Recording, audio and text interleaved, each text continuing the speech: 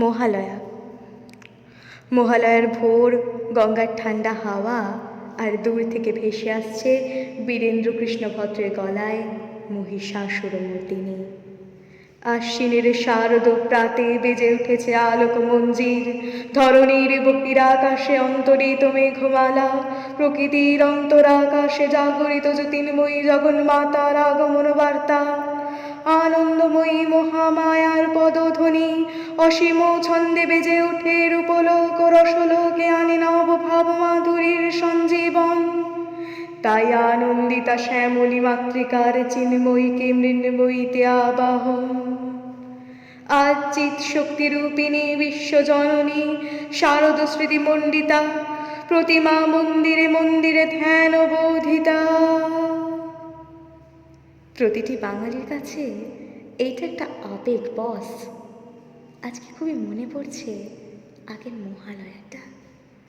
আজকে বাড়ি থেকে অনেকটা দূরে আছি, নতুন হোস্টেল। আজকে বড় মিস করছি সেই আগের বছরের রেডিওতে চণ্ডী পাঠ শোনা। আজকে হয়তো ফোনে দেখতে পাবো মহালয়া হোস্টেলে বসেও, কিন্তু ওই যে সকালবেলা মহালয়ার সাথে সাথে শিউলি ফুলের সুগন্ধ, যেটা আরও বেশি করে মনে করিয়ে দেয় পিতৃপক্ষের শেষ আর দেবী পক্ষের সূচনাকাল। সেই অনুভূতিটা হয়তো পাবো না হোস্টেলে। আজও মনে করলে মনে পড়ে সেই ছোটোবেলা, মনে পড়ে মহালয়া মানে মায়ের ডাকে ওঠা, মহালয়া মানে সেই চণ্ডী পাঠ শোনা, মহালয়া মানে শিউলি ফুল কোরানো বন্ধুদের সাথে, মহালয়া মানে কাশফুলের সৌন্দর্য, মহালয়া মানে প্রতি বছরের একই মহিষাসুর মর্দিনী দেখা, মহালয়া মানে ভোরের সূর্যোদয়, মহালয়া মানে নতুন জামা কাপড় কেনা, আর সব শেষে মনে পড়ে মহালয়া মানে পুজো পুজো আমেজ শুরু।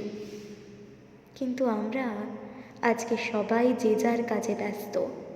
কারোর হোস্টেল জীবন, কেউ বা নানান কাজে বাড়ি থেকে অনেকটা দূরে। তাই মহালয়া শোনার সেই আগের আমেজটা নেই। বাঙালির সেই আবেগটা কোথায় যেন হারিয়ে যাচ্ছে। আমরা সবাই কেমন যেন ভার্চুয়াল জগতে ব্যস্ত। আমরা একটু একটু করে হারিয়ে ফেলেছি সেই পুরনো ট্র্যাডিশনাল পদ্ধতি।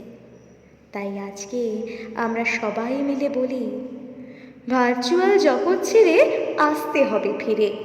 পুরনো সেই দিনগুলোতে আছে মাধুর্য ঘিরে।